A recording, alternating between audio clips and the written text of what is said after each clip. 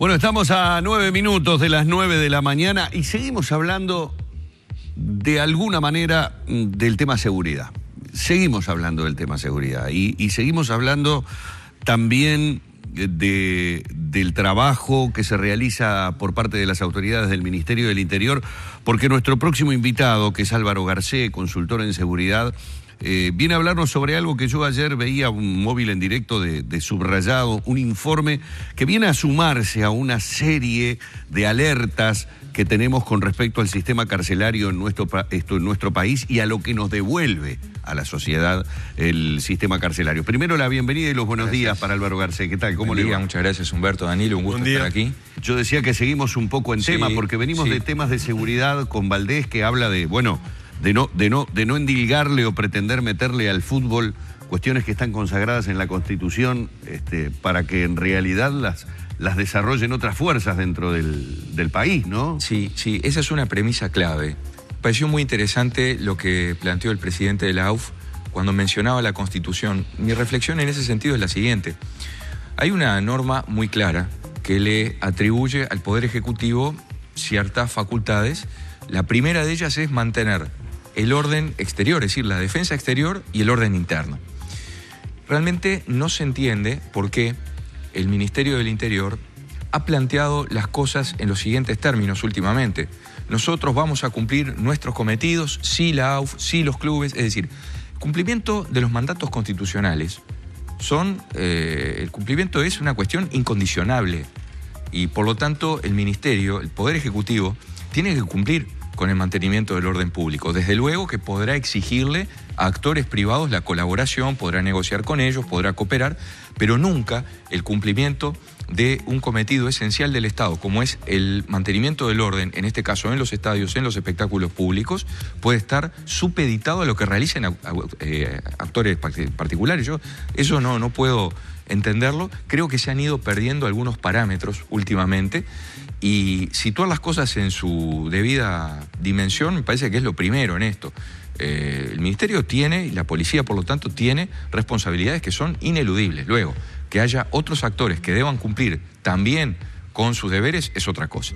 Lo quería decir un poco porque... Claro, en ese caso a veces el Ministerio lo que dice, el argumento es, a veces no ingresamos a las tribunas cuando hay desórdenes porque es el mal menor. Porque si la policía ingresa puede ser peor todavía. Es una mala lectura de una norma legal que está en la Ley Orgánica Policial. Yo lo habrá escuchado usted en los noticieros, ¿no? ¿Cómo no? Por supuesto. A ver, el principio lo conocemos. Está en la Ley de Procedimiento Policial, en la Ley Orgánica Policial. Hay un principio que es el principio de racionalidad. Uno no puede causar males mayores de los que pretende evitar. Eso lo sabemos, es el ABC de la actividad de seguridad. Pero que ese principio sea invocado como excusa para no cumplir una función que, reitero, es inherente al Estado, es un cometido esencial del Estado, me parece un absurdo, un contrasentido, que hasta que no se despeje, el problema es que cuando la premisa no está clara, después el resto de la acción falla. Y aquí lo que hay es un problema en la premisa esencial. El Ministerio del Interior tiene una responsabilidad que es ineludible e intransferible. Y reitero, le podrá exigir a otros actores que cooperen o que cumplan con lo suyo, pero nunca supeditar el cumplimiento de mandatos constitucionales a lo que hagan otros. Y de alguna manera ya me meto en el tema que vamos a hablar con usted, Garcé. El mensaje que se da desde la autoridad que está para ejercer la autoridad, el mensaje que se le da, no a mí, que yo no soy violento, al que es violento, ¿no? Al que es delincuente, al que utiliza los espectáculos deportivos para llevar adelante su actividad ilícita. Sí, sus negocios. ¿Qué mensaje le estoy dando? El mensaje es de tierra liberada. Es un mensaje de zona liberada. Es decir, si en determinado momento se dice, en tal barrio, de tal calle a tal otra, no vamos a intervenir porque no queremos causar males mayores. Alguna vez eso se invocó cuando había una sonada en 18 de julio, estaban rompiendo vidrieras y la orden del ministerio fue, no intervengan porque va a ser para peor. Es una confusión elemental, básica. Y esa misma confusión se está reproduciendo ahora en los escenarios deportivos. Entonces, el mensaje es, señores, vayan tranquilos, hagan lo que quieran, trafiquen drogas, ajusten cuentas, hagan lo que quieran en la tribuna. Van a tener cobertura absoluta, tienen la impunidad. ¿Por qué? Porque la fuerza policial, si está, vamos a ver si ingresa o no. Realmente es algo absurdo Y es cierto que hay otras responsabilidades. Yo escuchaba, Danilo, tú mencionabas la cuestión de los testigos que no se animan a hablar. Y claro, si hace poco ejecutaron a una mujer que fue testigo en un homicidio y la ejecutaron, ¿la gente tendrá luego motivos para hablar o prefiere callar? Y con el cambio de proceso va a ser peor, pero por ahí. Yo lo que creo que audiencias cara a cara, ¿no? hay una cuestión que es elemental. No sé si peor, digo, va a cambiar. Sí, va a cambiar. Yo no lo califico. Mirá, va a cambiar. Te digo sinceramente, prefiero no abrir el capítulo del Código del Proceso Penal porque ya se nos iría el resto del tiempo y no hemos entrado todavía en el otro tema, en el tema del informe de ayer. Pero la verdad de las cosas es que si no se protege a las víctimas y a los testigos, no sé luego qué clase de justicia podemos tener. ¿Quién va a hablar cuando pone en riesgo su vida? Y esa es una tarea que compete por igual al Poder Ejecutivo y al Poder Judicial. En lugar de entrar en una contienda de quién tiene más o menos responsabilidad en la muerte de una persona, el Estado es el mismo. Y es una función del Estado proteger a las víctimas y a los testigos. Si no es evidente que van a llegar al juzgado y le van a entrar dudas, aunque lo hayan visto al agresor del señor Cervetti y todo lo demás, le van a entrar dudas a la gente. ¿Por qué? Porque seguramente cuando vuelven al barrio siente miedo. Evidentemente. Y el Estado tiene que ser el que garantice eso, y el Estado tiene que ser el que garantice la rehabilitación de quienes están en la cárcel. Sí. Bueno, aparte de la vida, ¿no? Sí, sí. Aparte de la vida. Por eso seguimos hablando de seguridad. Exacto, es un tema que tiene que ver con las mismas autoridades y que tiene que ver con una política y con los resultados de esa reforma del sistema carcelario que se emprendió hace algunos años. Hoy podemos hacer un diagnóstico de lo que ha sucedido en ese tiempo. Sí, claramente. Ahora tenemos un tiempo suficiente como para evaluar las medidas que se tomaron y el impacto que han tenido. Creo que para el Estado de Derecho, para cualquier Estado de Derecho, reflexionar sobre la privación de libertad. En este caso, el documento refiere a las cárceles, pero también cabe pensar en los menores, en otros inimputables que están, por ejemplo, en los hospitales psiquiátricos, que son autores de delitos, aunque sean autores inimputables.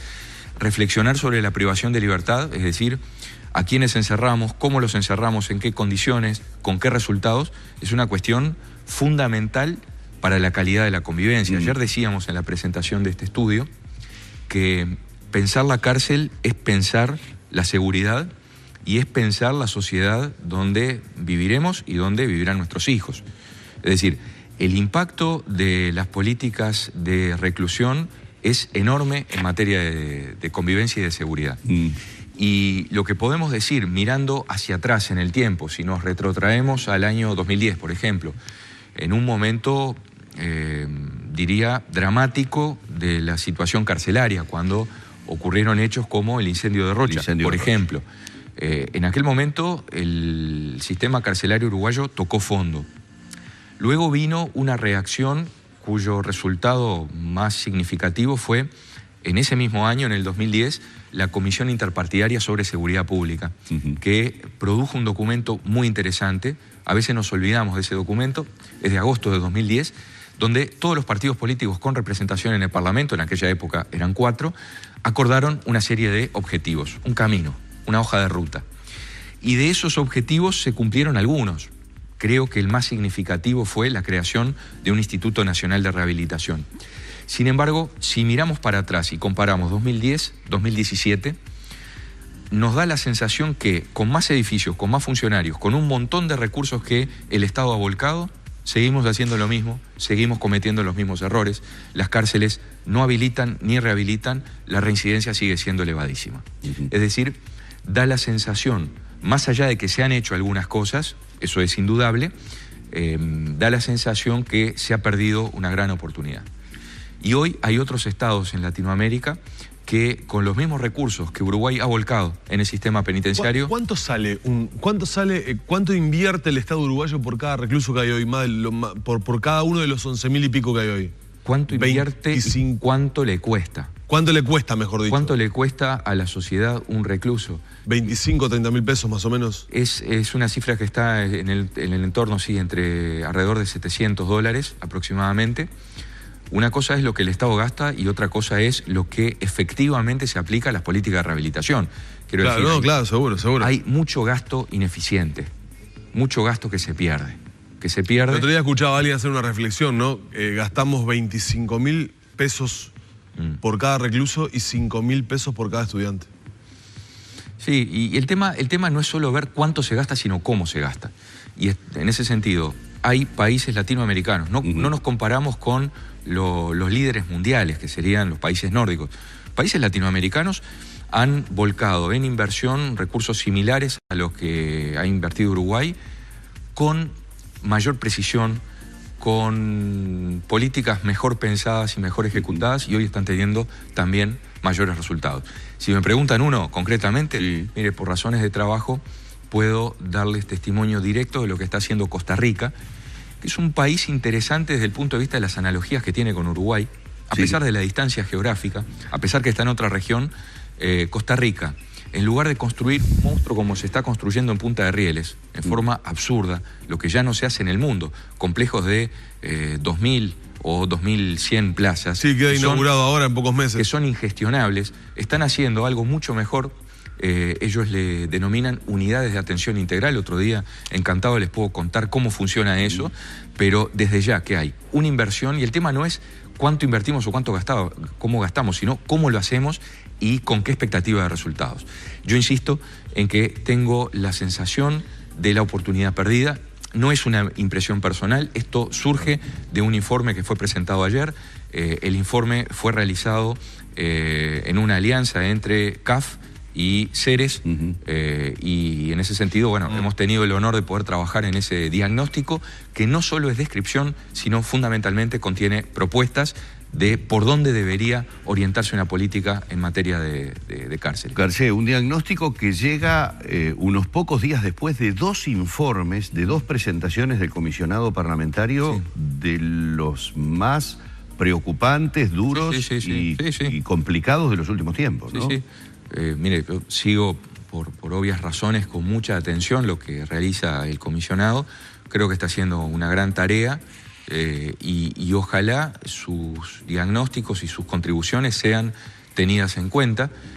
Lamentablemente, a veces tenemos la sensación que se repiten cosas que ya vivimos. Cuando hace un tiempo producíamos informes, y esos informes tenían una efímera vida a nivel de la atención, y sobre todo sin que llegara una respuesta clara de las autoridades del Ministerio del Interior.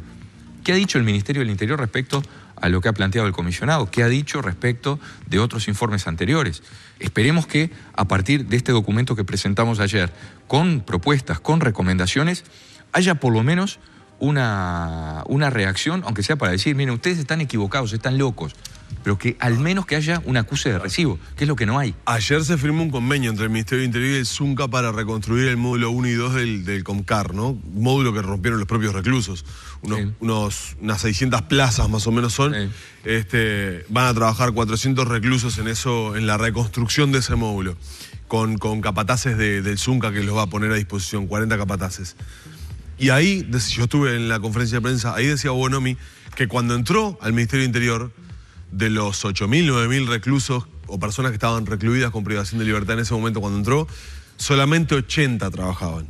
No eran 80, eran más. Hoy dice el ministro que hay más de 4.000 presos que trabajan. No eran 80, el ministro no tiene, o no recuerda las cifras, o le pasaron mal las cifras. Eran más, eran por lo menos 200 o 300, que era muy poco. 80 puede ser que fueran entre el penal de Libertad y Comcar, pero no hay que olvidar las chacras, ¿no? Nosotros recorríamos y estábamos al tanto de cómo eran las cosas.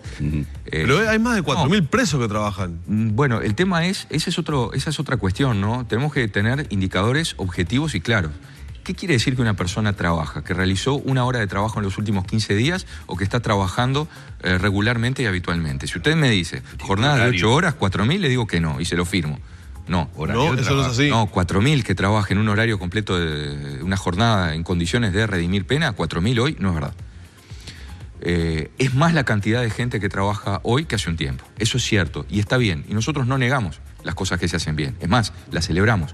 No somos partidarios de aquello de cuanto peor mejor. O en todo caso eso sería parte de una lectura muy mediocre de la realidad, que otros tienen que fracasar para que podamos hacer las cosas bien. Una tentación fundacional que no la tenemos, no la sentimos y no la compartimos. En realidad hay fuertes disfunciones en el sistema carcelario en el sentido que más allá de que son más los que trabajan, Hoy, básicamente, el sistema carcelario no cumple con las funciones que la Constitución le asigna, que son dos: la función asegurativa y la función rehabilitadora. No se cumple la función asegurativa porque los niveles de violencia en las cárceles uruguayas son altísimos, son los más altos del continente. Comparemos, por ejemplo, con Argentina. No pretendo una comparación con Austria o con Suecia. Las cárceles uruguayas son entre 5 y 6 veces más violentas que las cárceles argentinas, que no son cárceles de primer mundo.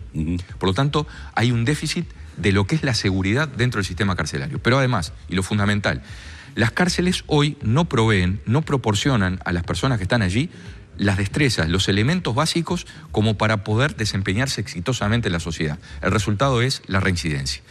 Y uno de los factores que se silencia sistemáticamente, que se niega sistemáticamente, es que buena parte de esa población muy joven, que tiene un promedio de 21 a 22 años, 3/4 partes son menores de 35 años, son consumidores activos de sustancias psicoactivas. O sea que entra droga todo el tiempo. Todo el tiempo, hay un consumo masivo. Este no es un problema que exista solo en Uruguay, es un problema de las cárceles en el mundo. ¿Y entra droga? Y particularmente en Latinoamérica. ¿Entra droga por controles vulnerables o entra droga porque, entre otras cosas, permite tener al sujeto atontado en un rincón? El resultado objetivo es que ingresa droga en las cárceles, y esa es una consecuencia directa de la omisión del sistema de seguridad. Pero cuidado. 3/4 partes, dice usted, que consumen. 3/4 partes son menores de 35 años, y yo le diría que es probable que un 80% tenga problemas de consumo de drogas. ¿Cuántos están en carrera activa de consumo? Es muy difícil de saber. Pero no tenga duda que es una cifra elevadísima, impactante. ¿Pero la mitad del sistema penitenciario consume drogas? Es probable que la mitad de la población o más esté en carrera activa. No lo sabemos porque es una cifra oculta. Claro, es un dato. Pero desde ya, que hay algo de lo que tú decís.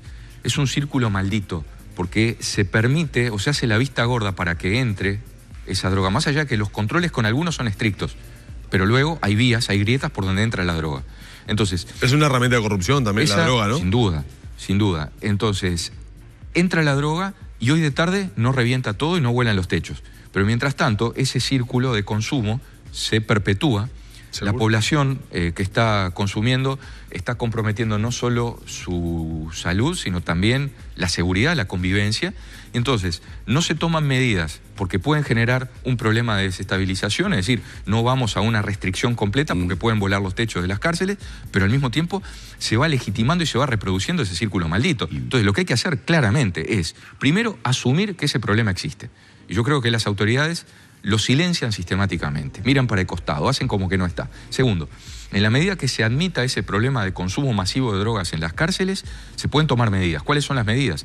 Hay que ir hacia una restricción progresiva del ingreso de las sustancias y al mismo tiempo ofrecer alternativas terapéuticas. Porque si se toma solamente un abordaje represivo, lo único que se logra es una crisis colectiva de abstinencia, una desestabilización de la seguridad y un problema mucho mayor.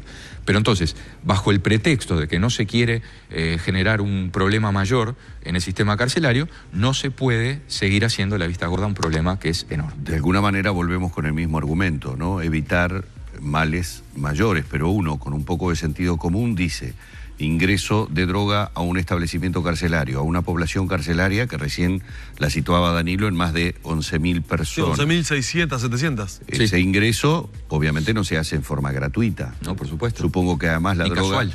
Supongo que además la droga en la cárcel debe salir bastante más cara que afuera. ¿Sí? Porque es un lugar en donde al delivery le debe ser medio complicado llegar. Ah, por supuesto, y es un mercado cautivo. Entonces, inmediatamente, por sentido común, digo, si las autoridades lo saben, si quienes trabajan en el lugar lo saben, hay una convivencia entre la autoridad y el narco. Convivencia y el delincuente. Y connivencia. Y es muy peligroso. Sí, sí. Y una de las formas... todos los motivos que acabo de expresar. Pero lo ha dicho... Primero por la salud, digamos, de los reclusos. Sí, pero también por el manejo del monto de dinero que hay en este negocio. La corrupción, pero lo ha dicho, no lo digo yo, lo dice el comisionado parlamentario actual. La corrupción policial que hace de esas cosas un la negocio. Corrupción de algunos. Claro, está bien puntualizado. De algunos funcionarios que de hecho han sido procesados hace poco tiempo. Algunos sí y otros siguen en plena actividad. Exactamente. Pero sí, yo creo que en ese sentido es injusto. Y operadores penitenciarios, perdón, no solamente Es injusto meter en la misma por bolsa eso. a todos, ¿no? Pero desde ya que a veces un solo desleal puede mucho más que un montón de funcionarios que son probos, que son Claro. vocacionales y que hacen bien las cosas silenciosamente y sin reconocimiento. Pero Sí, la verdad que hay que decir también, las condiciones que trabajan los funcionarios de cárceles, Dios mío, Hace ¿no? mucho tiempo. Hay que hacerles un monumento a hace los mucho tiempo que funcionarios. hace mucho tiempo que estamos planteando que el trabajo de los funcionarios policiales en ejercicio de tareas penitenciarias y en cierta forma también de los operadores penitenciarios debería ser evaluado e incluido dentro de lo que es el trabajo insalubre. Bueno, hemos estado dialogando unos cuantos minutos aquí en la mañana y le queremos agradecer mucho que haya Gracias tenido a esta ustedes. amabilidad Álvaro Garcés, consultor en seguridad, todos temas vinculados con la seguridad. Uno lamentablemente ve muchos retrocesos, hay prácticas que de repente mucha gente no las sabe porque no tiene la posibilidad de vivir en barrios donde, por ejemplo, hay seguridad privada, que bueno, los vecinos contratan para tener más o menos controlados los barrios, para que nuestros hijos puedan ir y venir, bajarse del ómnibus cuando vienen desde la escuela o vienen del liceo con cierto tipo de tranquilidad, sin que los estén esperando en determinados horarios para atracarlos y robarles lo que le pueden manotear.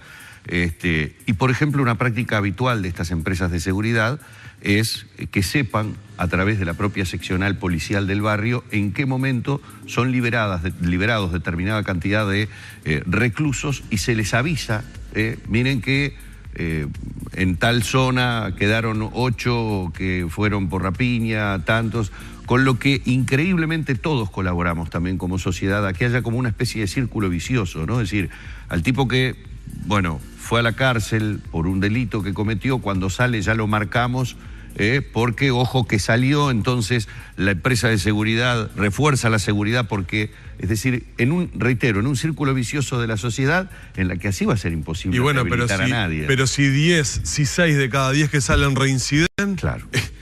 hay que hacerlo. Perdón, digo, no soy yo el que voy a rehabilitar gente, pero digo, Tal vez si 6 de cada 10 reinciden. Sí, tal vez el mensaje en 5 segundos sea que esto no es una batalla perdida, la seguridad no es una batalla perdida, solo que hay que cambiar el rumbo, no solo en lo que es la política de seguridad, sino también en la política penitenciaria. Muchísimas gracias, Garcés. Muchas gracias a ustedes. Buena mañana. Así hemos estado con Álvaro Garcés dialogando sobre temas de seguridad aquí en la mañana de Arriba Gente.